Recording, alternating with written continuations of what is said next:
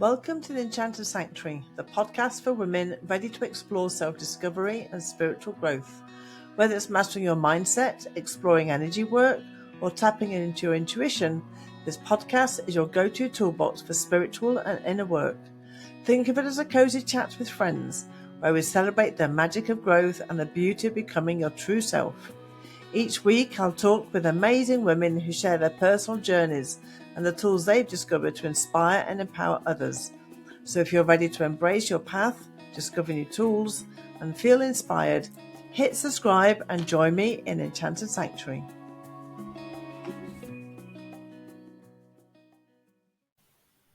Hi, and welcome to the Sanctuary, and above all, welcome to the very first podcast of the Sanctuary.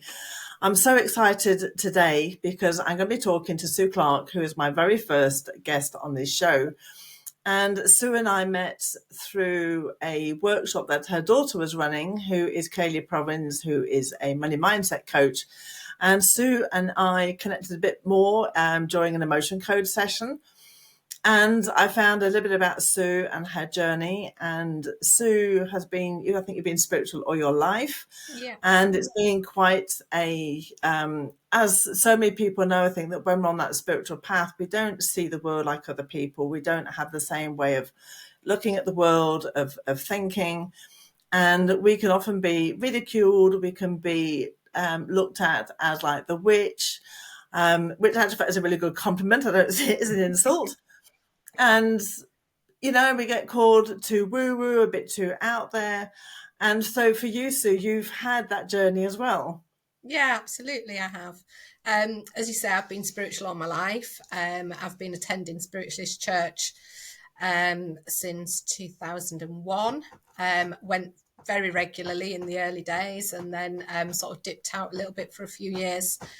Started back again recently with sort of things that were going on in my personal life.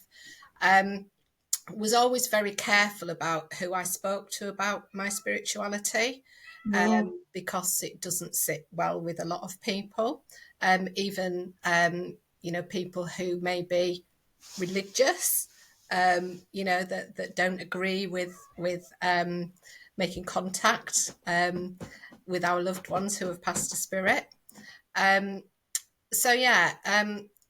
Always been spiritual, but recently in the last couple of years had a major change in my life. Well, major changes in my life. I'd been working in retirement housing for just short of 30 years.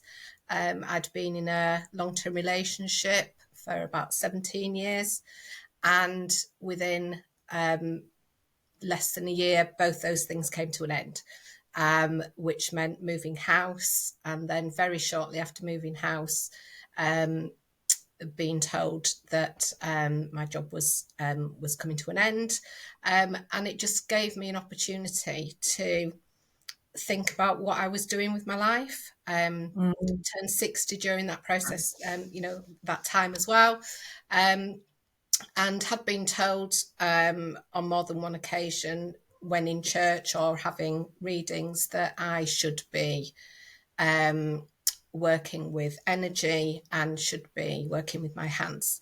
So I took that opportunity to contact a friend of mine who was a Reiki teacher and started my Reiki journey, which in itself has sort of brought me some unusual responses to that. So there are some people who ask me, how many voodoo dolls have I made?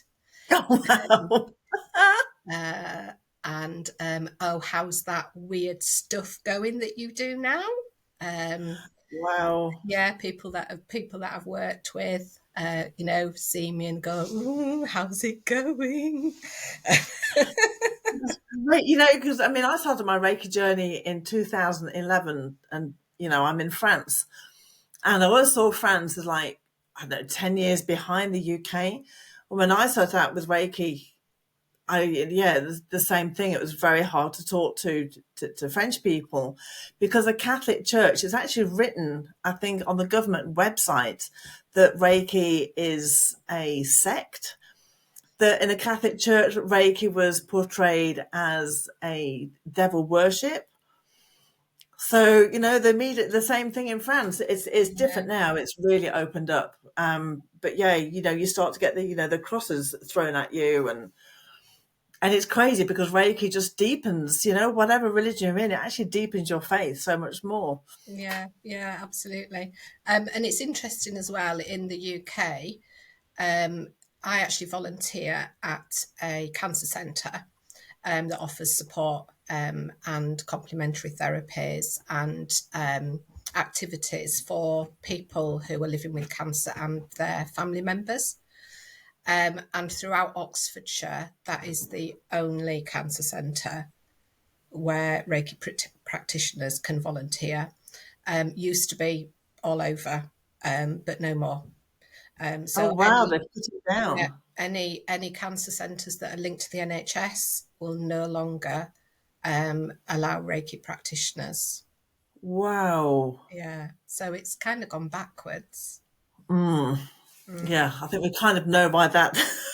Not going down that line, but I think we kind of Yeah, know this what's isn't a happening. political podcast. It's almost like the witch hunt, the modern day witch hunt. We're just shut them all out, Yeah, and that's yeah, incredible because in France, yeah, Reiki, it's starting to be in the hospitals, but certainly not to the point that that the UK was. And going straight back. So you say you've been spiritual all your life. How was that for you when you were young? And what does Um, that mean for you being spiritual well, in that way? I mean, I haven't been able to see spirit. It's something that I'm still at my age is something that I'd really love to explore more. I've experienced odd things, and I've had dreams that have then become reality. Um, and I've experienced smells. Um, and just feelings that people are around me. But I was very close to my gran, um, who was a very spiritual person. So I suppose growing up, it didn't really feel that there was anything wrong with that. Mm, So I wasn't, and I don't suppose I was really open to it in that way. We were a religious family, so we went to church every week. Um, And I remember my dad on one occasion when I talked about having a reading, his response was, Que sera, sera. You don't look into the future. What will be, will be. mm. And even now, when he comes through to me, and I would say my dad comes through to me more than anybody else, um, the medium will say, he didn't really believe in all this, did he? But he knows now because that's where he is. And you're going, I told you so. Yeah, and I think it was really sort of losing my gran that really wanted me, that made me want to explore it more. Um, and it took me quite a few years to find the spiritualist church, and um, that was amazing. The way that I found that just through a friend, and started going about a month before my dad was diagnosed with cancer. So Mm. the timing was just, if perfect's the right word, I don't know if that's the right word, Yes, but the yeah, timing was right for me to be in that space. Um, and yeah, it's, I suppose, sort of going back to how you feel about sort of talking about spiritualism, and I think the older I've got, the less it bothers me what people think. yeah. So take it or leave it, really. I mean, even with the Reiki, if I've been practicing on friends, and I've had a couple of friends' husbands who have agreed to come and lie on my couch, very cynically, but they've done it.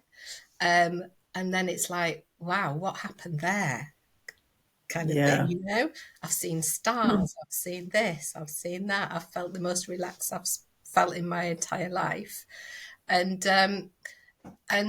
and I forgot where I was going with that now. I was just about to say something about about oh yeah, so what, you know, what I say to them is like, it doesn't really matter whether you believe or not, because the energy's No. here and it's flowing, and you know, doesn't matter whether you believe it. So yeah, I kind of let people just make their own minds up, and not be too bothered about it. But yeah, some very odd responses once I said It's it. incredible, isn't it? I mean, because especially in the UK, it's so, I was going to say out there, but not in the out there thing. It's like, it's available, you know, that there's Reiki everywhere now in the UK. And Yeah, it's so surprising that people still get that. And I just want to go back to what you're saying about the fact that, you know, with the smells, etc., and feeling spirit. And just for people who may not know, when you're picking up things, we have the different what's called the clairs. So the classic is like the clairvoyant, where people are seeing, which you would really love to have more of. But I think you're more the clairsentient, which is kind of like, another word, like kinesthetic. hmm, So you're feeling and smelling. It's like more the way through those senses, and actually the seeing and the hearing. yeah, yeah.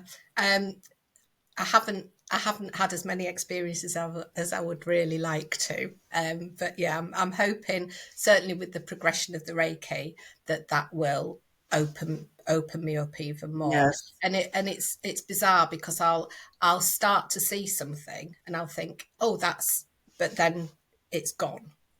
Um, yeah, something inside here is stopping that from Yeah, it almost sounds like the minute you put a name on it, yeah. like the head gets involved. No, we don't Yeah. want a label. But the So what? connections that I have with people is just, it's incredible, and it's quite overwhelming at times. What's happening to me, it overwhelms me. Um, and it's almost like when I'm treating people, it's like I can't wait for it to end, because I want to hear what they've experienced. That's Um, what I was just going to ask you during the Reiki session. What do you feel? How does that show up Yeah, for so you? and everything's different. So I've had experiences where I've visualized things, and when I've spoken to my client at the end, they've been visualizing the same thing. I've had things where I've been visualizing things that have actually been from a client's childhood. Um, Again, yeah, every experience is different, and sometimes the client seem to connect more with me. So it's almost like they're, I don't know how to describe it, but it's like that. Well, if they're clairvoyant themselves, they're coming out of their experience and saying, "Oh, well, I saw this, and I felt this, and it's been about me."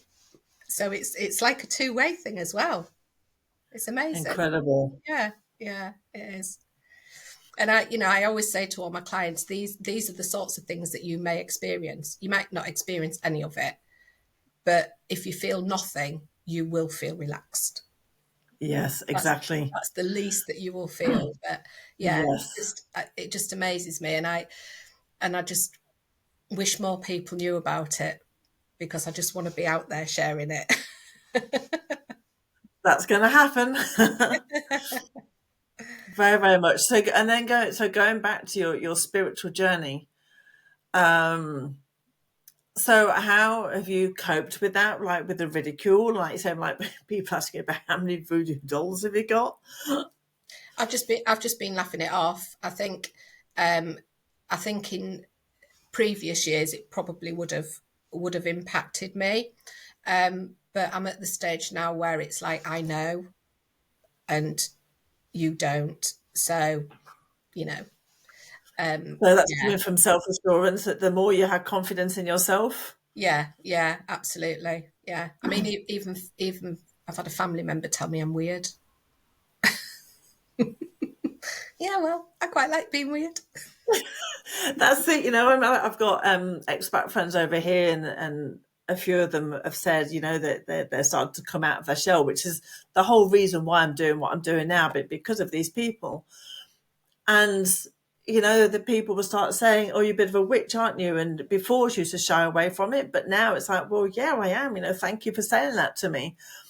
And it kind of makes me think all these, it's like the word the crone and the witch. All these words are being thrown around as insults. They actually And yet, compliment. it's like the crone, that the crone is taken as an insult, but in actual fact, it's the elderly woman down the road who's full of wisdom. Yeah. It's crazy how things have been switched around, and it really is a compliment when people now, when they say you're a bit of a witch. Well, yeah, I am. Thank you. Yeah, absolutely. So what's I'm going to put it in now. Like, what's the worst thing that's happened to you with that? What's the most ridiculous thing that has been said to you? Oh, I think it's got to be the voodoo dolls, to be honest. I really do. And it's not once. It's like every time I meet them. Oh, is your voodoo dolls coming on? Yeah, they're great. I would actually love to have it in my pocket. Just get, well, you know what? We can try it, right? Yeah. And I just said to him, you should come over. You should try it. Yeah. And they're often the people, like you're saying, the men who try, are the most cynical, the ones who are the most cynical. It's amazing when they experience it, because they just like flip straight to the side. Yeah. Yeah, And they're exactly. really cool. Yeah. As my friend's husband was, he was blown away. Just made him think very differently. Yeah. He used to ridicule us for going to church, and would, so every time something happened that wasn't quite planned, it was like, well, you should have seen that coming. Why didn't you see that coming? Did you not know that was coming? Are you not supposed to be able to see in the future? But yeah, he's been to church. He's had the experiences. So yeah, he's gone quiet. So what happens in a spiritual church when you go to spiritual church? What happens? Okay, so it's a Christian spiritualist church. So, but what I love about it is that you take as much as you want to take, you accept as much as you want to accept. So we start with um, healing silence. So we'll go into a silence and just send out healing thoughts to anybody who we know that needs them and anybody else in the world. We have a healing frame where you can put people's names down and we keep them in our thoughts for the week. We have a reading and we'll have an address. And quite often there will be something in that reading or that address that will resonate with you. And then the clairvoyant will then give messages to the congregation. It varies between, some of the mediums will give very short, snappy messages and get round lots. Others will give people quite an in-depth reading and maybe only get round half a dozen in the night, and then stay for a cup of tea and a biscuit. And it's a lovely space. So sometimes you go and you think, I really need something tonight, and you don't get it, and you think, okay, whoever got it needed it more than I needed it. And sometimes it's just really about being in that space, and as I say, listening to the address or the reading that will resonate with something that's going on in your life at that time. Sing 2 or 3 hymns, which I love having a good sing song that gets everybody's vibrations lifted, and you just go home uplifted, whether there's been anything there for you or not. That's fabulous. Yeah. Wow, what an experience. Have you ever been to a spiritualist church? No, never. And I don't think they have them over. I mean, I've been in France, 25 years, and I don't think they have them over here. Right. So, no, and I've never been to one while I was in the UK either. So, yeah, that's kind of why I asked the question, but also for people, obviously, who's listening who've never been to one either. Yeah, they are. They're all over. Some of them, I mean, I have been to churches elsewhere. Some of them I've found to be not quite as friendly as mine, but maybe that's just because it's not my church. But you always get a really warm welcome, and it's just it's a community, really. It's lovely. That's beautiful. Yeah. And while you're talking, I was just thinking about other questions as well. The what came to mind is, how did you get into Reiki? Because I know for me, just briefly, I mean, I had no idea what Reiki was when I started. It was just like, I'd heard the word thrown around, but I had no idea what it was. And it was during a holiday in the south of France that I just happened to look at my emails, and there's a spam email in there saying, bring Reiki into your business. And it was like I'd been slapped across the face, like, oh my God, I don't know what this is, but I know I have to do it. And then I'd been talking to a girl on a coaching forum. This was a kind of like before all the major internet really, really started going. And it was on the coaching forum. And she said to me, you really must do it. This is amazing. And I actually know a German Reiki master in France who can do it for you in English. And it was like it was so meant to be, because to find an English Reiki master. Wow. So I did it and it was like 6 weeks later, I was like knocking on her door, right, I'm ready. I don't know what this is, but I'm ready to do it. And she said to me that, are you ready? It's like, the blue pill, red pill from the Matrix. Your life is about to change. Are you ready for it? Do you accept it? Yes, I do. And then by the end of Reiki 1, I said, that's it. I'm good with Reiki 1. And a year later, it's like, no, I'm doing my Reiki 2. And then the Reiki 3 came in. So I'm really intrigued about how Reiki came into your life. Yeah. It's probably a similar kind of story. I'd heard of it, and I remember going to a well-being fair, and there was a lady doing free Reiki sessions, and I had a free Reiki session, and I thought, oh, that was quite relaxing, but it was just seated for sort of 10 minutes, and then my friend bought me a full hour with her, which was lovely, very relaxing. But it was really through church and being told that I should be working with my hands and that I should be working with energy. And then the change in my life, really, I would never have been able to do it had I not been where I am now. And yeah, I really didn't know what it was. I really didn't know what it was. And went to do my Reiki with my Reiki 1, not really having any idea, and no idea about how many people do it. It's everywhere I go. It's like, oh yeah, I do Reiki. Oh yeah, I do Reiki. It's like, how did I not know all this before? And I was kind of okay at Reiki level 2. And then I was doing a well-being fair. It was only the second one that I'd done, and my stall was next to a lady who was doing card readings, and we just got chatting, and she said to me, "You should be teaching." And I said, "You're not the first person that's told me that, so I think I do need to be teaching, but obviously can't do level 4 until I've done level 3." And my Reiki teacher, Gaynor, was in the same room doing card readings. So I just walked straight up to her. I went, right, I need to get my level 3 sorted because I need to do teaching. And she said, yes, you do.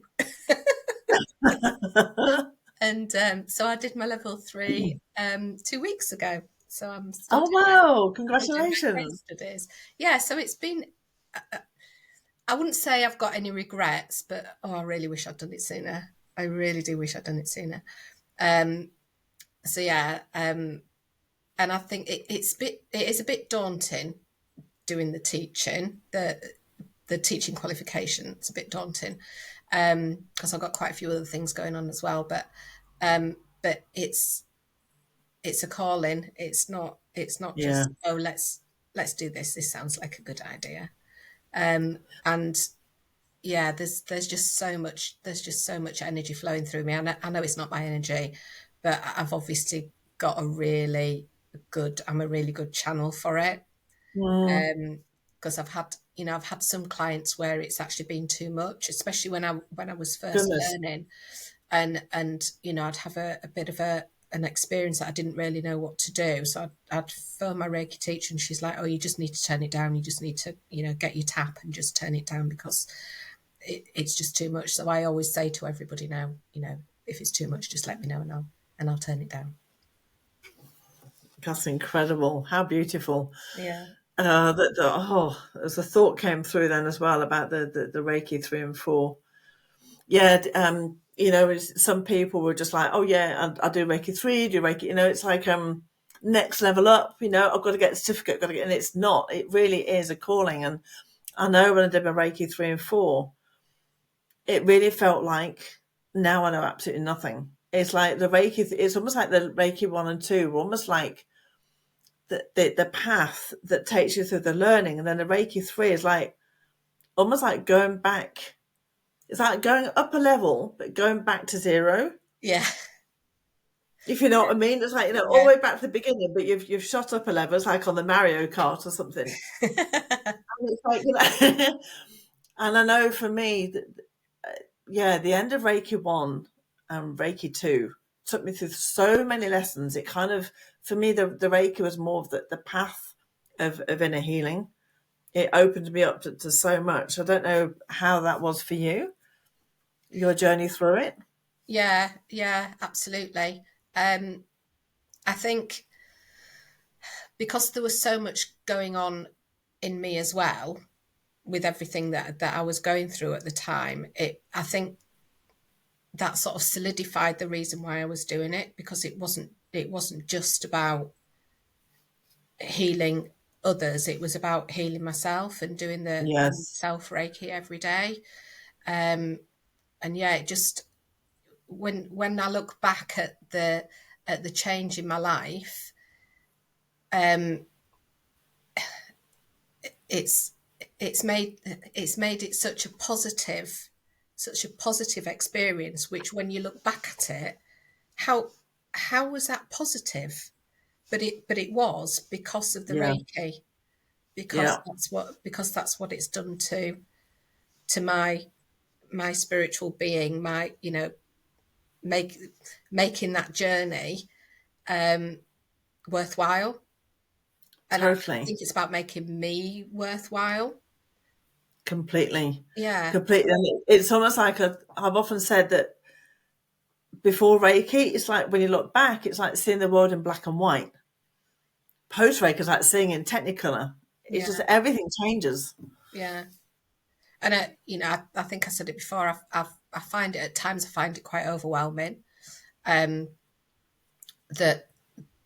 I've got this inside me. Well, it's not inside me; it's coming through me. But I've got the ability inside me, and yeah, it's just, I just find it so overwhelming, the connection that I have with people when I'm giving Reiki.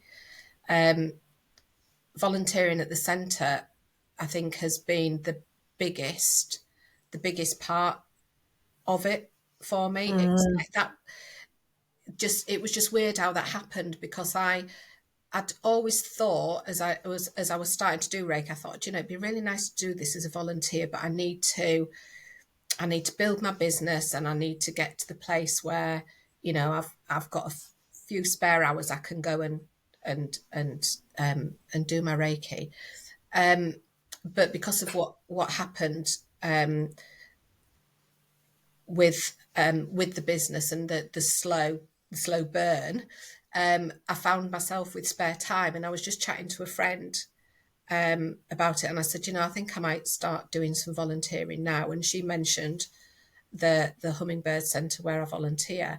I'd never even heard of it before, and it was just like an off the chance conversation with a friend. And I contacted them, and one of their Reiki practitioners had just left, so there was an opening for a Reiki practitioner. I was like, if this is not meant to be, I don't know what is. And yes, it's in Bicester, and yes, it's a bit of a trek every day. Not every day, every week. But the centre's just so lovely, and the people working with the parents of children who are living with cancer, and grandparents, and people who are living with cancer themselves, just seeing what a difference it makes to them. I had a lady the other day, when at the end of the session, she said, I felt depressed when I came in here, and now I've got a smile on my face. It's like 45 minutes. I want to do that for everybody. Yeah, because you imagine it. I was just thinking of the name of your company is called Blue Butterfly, And it's like the butterfly effect. So that one tiny thing that, well, the one tiny is massive, but doing it like with even just with one person, how that changes their life and then Yeah. the lives around them. Yeah. Yeah, absolutely. It's just, yeah, blows my mind. That's really beautiful work you're doing. And yeah, just by chance, it happens to be the only hospital now that's open around you, the only centre The that can cancer. offer that. So Yeah. Yeah. So I wasted my time contacting all these others that just like, no, sorry, no, sorry, no, sorry. Yeah. you do crystal healing as well? Yeah. Yeah. Crystal healing. It's very much linked to Reiki. Yeah. Yeah. And I'm still learning a lot about crystals. I've had crystals that have slapped my hand away. It's like, Wow. why have you put me here? That's incredible. So how does that happen when that happens? So you take a crystal. Yeah. So I lay crystals on the chakra points. Every chakra point has a color, and then you've got obviously various different crystals of that color. And I just picked what I was drawn to pick. So I lay them on the chakra points, and then just use my intuition as to how long I need to stay on each chakra point. Sometimes I can, just move on, but this one particular time I was just over and it just like, okay. So I must be either using the wrong crystal or it's like I've had enough of that now. It's time to move on. And sometimes when you look back at things, you think, did that really happen? I was at the first wellbeing fair that I did. I was working with my last client, and I'd set myself up a little table, and I'd got my bells, and I'd got a selenite, just a small selenite wand. And while I was working, they jumped off the table, and I didn't know they jumped off the table. I just heard a clatter, and people that were around when I'd finished working, it's like there was nobody there. They just jumped off the table. Skeptics, come and watch this. Yeah, amazing. So yeah, I'm still my crystal journey is very much in the infant stage. Still lots to learn about the crystals, but yeah, it's that's a bit mind blowing as well, isn't it? The powers of the crystals. Yeah. Just yeah, amazing. Yeah, it's funny because obviously I know about the power of the crystals, but I've never been drawn to crystals. Oh, right, I okay. think it's because, no, I mean I have them, and I've got a Labradorite necklace around me that I always wear. But for me, I think it's my essential oils. Like I see them as liquid crystal, the ones that I Oh, use right, because okay. they're so high vibration. Yeah. And whether it's because there's more like sensorial about them, like the smell of them, and it's liquid. Whereas crystals, yeah, I mean, I'll buy them. I've got crystals with me, but I just never drawn to using them. No, Quite that's interesting. yeah, yeah. And But saying that, the one thing I do want to do, if anybody's listening and knows anybody who has this, I'm trying to source powdered crystals. So like when people are like smoothing down a crystal, when they grind them down and they get like the powder, because I really want to be able to put it into my artwork, oh to have wow, tiny grains, almost okay. like sand crystals. So that I'm really drawn to doing that, of putting it in my artwork. Yeah. Oh wow. Oh, I'll keep my ears open. So if anybody knows where I can get that from, Yeah, let me supportive know. yeah. Yeah, amazing. I bought some new crystals last week, and I thought, right, I'm just gonna see which ones I pick, and then I'm gonna check. So you can check with a pendulum as to whether the crystal is right for you. And I was buying four. So I picked the four that I was drawn to, put the first one in my hand. As soon as I put it in my hand started buzzing. Checked it with the pendulum. Yeah, that was for me. Second one started buzzing, checked it with the pendulum, and I thought, why am I bothering with the pendulum? Crystals are telling me they're right for me. So I didn't bother with you. I mean, it's so often, isn't it? You know, people say, why use card? You're not trusting your own intuition. It's kind of like the exterior sound. You don't need the tools, just, you know, it's all here. Yeah, yeah. And I have started actually in the last, since I've done my level 3, because when I do Reiki, I do often place crystals as well. So I just get guided as to where I need to put, what I need to put and where. But usually I do it after I've checked the aura and after I've balanced the chakras. But I've started doing it the other way around, and then I already know what the problem is, because the crystal, you know, because I've picked the crystal up and I've put it on that particular chakra point. I know when I get to it that chakra point is going to either be blocked or it's going to be overstimulated. Or Yes, that really feels more intuitive in that way. yeah, and I think it's The about crystals there trusting to help. yourself, isn't it? It's about trusting yourself, and yeah, it's like drawing the auras. I don't see the auras. I'd love to see the auras, but I don't. But I just get guided. I just pick the pencil and I just draw whatever. I've got no idea what I'm drawing at the time, and then just sit and chat to my client at the end of it, and they usually say, "Oh well, yeah, that's because of such and so." Oh well, yeah, that's happening. Yeah. It is that trust in your intuition. It's it's a biggie. Yeah, and it's the same like with my oils, because I use my oils for the emotional benefits of them, and that too. And even like with me, into art of expression, which is a painting technique that I've created, where we put the oils inside the painting. People will pass away, go and choose an oil, just close your eyes, take an oil, and then put it in your artwork. And they're doing it, and then we look at the emotions after, and then they're just flabbergasted by, oh my god, that is just so exactly, you know, what is it? And it's the same thing, you know, that they don't see the names on the bottles, they've got their eyes closed, but their body knows, their energy knows. It's the same with crystals. It's Yeah, absolutely. energy's drawn. So the name of your business is Blue Butterfly. There's a story behind that. Do you want to hear I it? know. I thought there would be. I thought I've been dying. I thought, what question? I want to ask this question. Oh wow, how long have you got? Well, in church one day, I might get emotional. I usually do. In church I one feel day, that already, by the way. had a reading, and the medium said to me, it was quite a long reading, so I'm just going to focus on the blue butterfly stuff. So she said to me, you've got to look out for a blue butterfly. And I went, okay. And then she said, it's December, isn't it?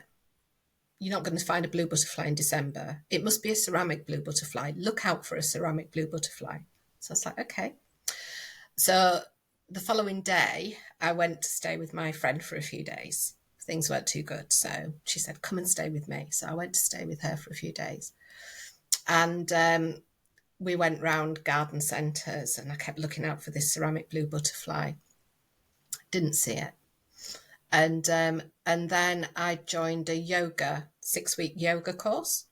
And I think it was the second or third week, I'd come out of the studio into like the reception area, and I just looked up, and there was this blue ceramic butterfly sitting on top of the speaker. And so I said to the lady who was running the session, I said, that blue butterfly up there. And she looked up, she went, yeah, I don't actually know where that came from. It's like, well, I've been told to look out for that, because when I see that, that's my mum. And at that point, I was bending down to put my shoes on, and I'd gone with a friend, and I sensed her pass round the back of me. So I turned around to talk to her, and she wasn't there. So it must have been my mum passing around the back of me. It's just, so yeah, hence blue butterfly. I've had a blue butterfly tattoo. Never had a tattoo in my life. 60 years old. I'm getting a tattoo, and it's going to be a blue butterfly. Yeah, and it's just snowballed. You can't see, you can nearly see. Can you see my blue butterfly there? Yes, beautiful. Yeah. I've got blue butterflies all up my wall here. Yeah, I've gone a bit blue butterfly mad. Oh, I knew there'd be a story to it with a name like that. Oh, there has to be something that's Yeah, there. absolutely. Yeah, absolutely. So, before I go on to the three questions, so how can people find you? So I'm on Facebook, um, Blue Butterfly Healing. Sue Clark. Or my website is www.bluebutterflyservices.co.uk. Those are the two main places you will find me. Brilliant. I should put that anyway in the description as well. So, Okay. I'm going to be asking three questions that I ask every guest on the show. So the first one is, what piece of advice would you give to listeners to stay positive and almost like stay aligned through everything that's happening in the world? I How do you think, keep on your path?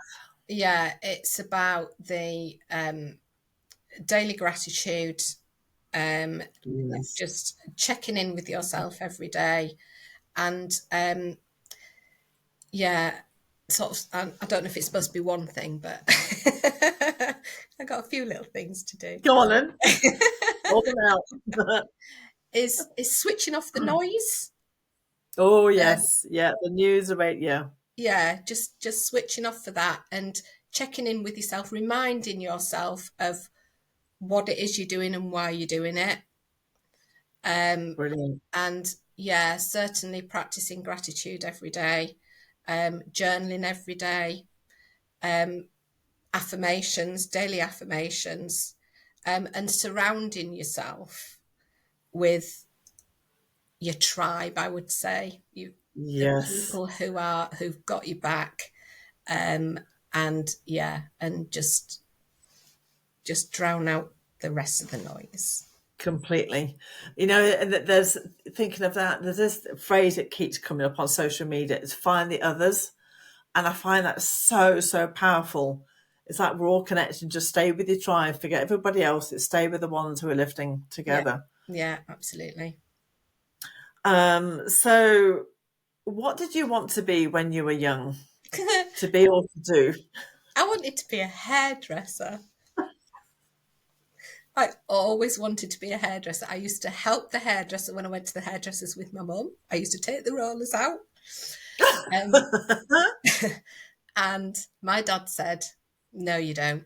You don't want to do that. Stood on your feet all day, poorly Mm. paid, horrible job. Go and work in a bank. So I went to work in a bank. And that's what I On did. your feet all day. Horrible customers. Yeah. Yeah. Wow. And it's so fun, isn't it? Because, when we're young, we only know like the classic careers, if you like. I mean, if you wouldn't have known about Reiki at that age. I mean, we just didn't know what we're doing now. I have no idea. But can you imagine if I'd been a hairdresser, actually having that physical touch with us? I mean, I do Indian head massage as well. And that connection is amazing. Yes. And I think that's, we often say to people that we're drawn. It's like I get this feeling that we come to Earth almost like with a blueprint, that we've got all these photos of what we're going to be. And it's like, okay, the healer. Well, healer's probably, I'm going to be a nurse. I'm going to be a doctor. Like for you, I need to touch. Oh, okay, hairdresser. And it's then later in life that we start realizing what the actual element is behind it. And so, yeah, for you, it would have been with the healing touch. Yeah. Obviously, Yeah. through, like you say, like with the Indian head massage. And Yeah. yeah, I have a friend she's a Reiki practitioner, and she's a hairdresser, and that's how she does her healing. Is why she's doing it. She's obviously doing the therapy of talking, Yeah. but also the My, hands on. my hairdresser too. I mean, the massage, it's just like, it's like going to a spa for, and she knows exactly. I'm like, how do you know where to put your hands? She's like, I've got no idea where my hands are going. Just get a nice neck massage at the same time. It's just amazing. So it reminds me of somebody I went to see when I was in France, and I can't remember. It's a type of hairdressing. She cuts your hair, but she uses a razor. All right. And it's a whole other way, and I can't. There's a certain name for it, but basically, that they obviously do all the energy healing over the hair, and then as they cut it with a razor, it sends the way they do it. It sends a vibration up the hair to the scalp, Oh, wow. and it's incredible. I was crying through the sessions. You actually feel almost like your head vibrating. And she explained how normal scissors, how the normal way of cutting is so Yeah. detrimental to the hair. Whereas doing it in this way, it's so different. And then she would take the hair that was cut, so she'd do it outside. She did it in a mobile van, and then she would give the hair back to nature. So she would do a ceremony and it was so Wow. beautiful, Oh, what an incredible. It amazing. just turned hairdressing completely the opposite way. Yeah. Wow. Amazing. And then, so the third one, a surprising fact about you. Oh, I probably should have done a bit more homework about that one. Um, okay, well, I'm terrified of having my head underwater, but I've actually been Mm. scuba diving and I've swam with a whale shark. Oh my goodness! So how was that for you? Having your head underwater, been terrified, but doing that? Well, my son-in-law is a dive master and has the patience of a saint, and yeah, just really, really kind to me. And took it very slowly because once you're under there, it's just amazing, a Yeah, different world. And I'm so glad that I faced my fear and did it. No good at snorkeling. Couldn't do the snorkeling because it was basically just me. And there was some funny points where I would have like a panic attack and I'd need to get up to the surface. I remember this one time I was panicking and saying I've got to get up, got to get up. So we went up to the surface, and when you get outside, it's like, okay, what's the problem? And then you think this is going to sound stupid. There was bubbles. They freaked me out. Seeing these bubbles going up in front of my face freaked me out. And he went, okay, okay. So climb down a bit more. Yeah. Okay. I'm thinking he's going to say, okay, off you go, and it's like, no, okay, we'll go back down now. Okay, we'll go back do you think that's something to do with probably being drowned as a witch? down. Possibly. Possibly. Haven't even thought about that. Yeah, Yeah. and that's why probably being accompanied it's easier to do than just being on your own. Yeah.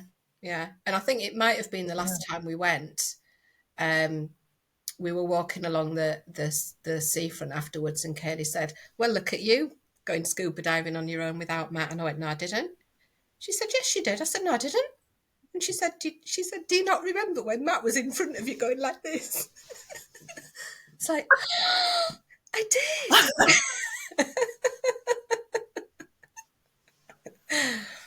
So yeah.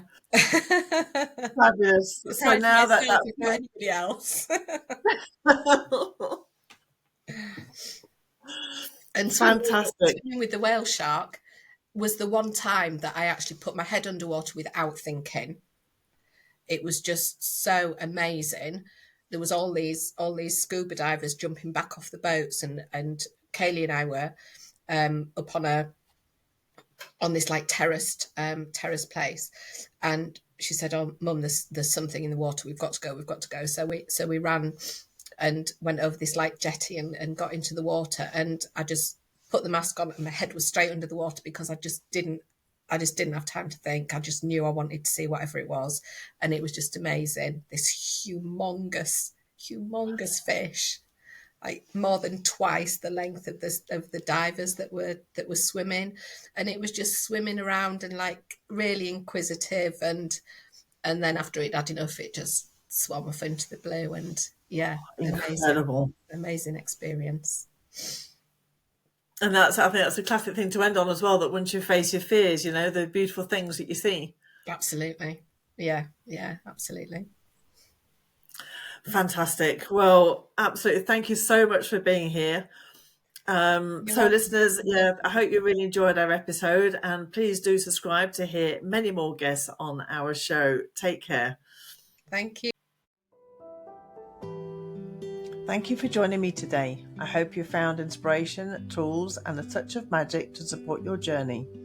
If you enjoyed this episode, don't forget to subscribe, leave a review, or share it with someone who might need it. And if you'd like to dive deeper, visit my website at nikkihoward.com, where you can learn about my upcoming membership, the Enchanted Sanctuary, a community for like-minded souls just like you, full of tools, creativity, and guidance to help you clear the path back to your true self. Until next time, take care of yourself, trust your path, and remember you are never alone on this journey.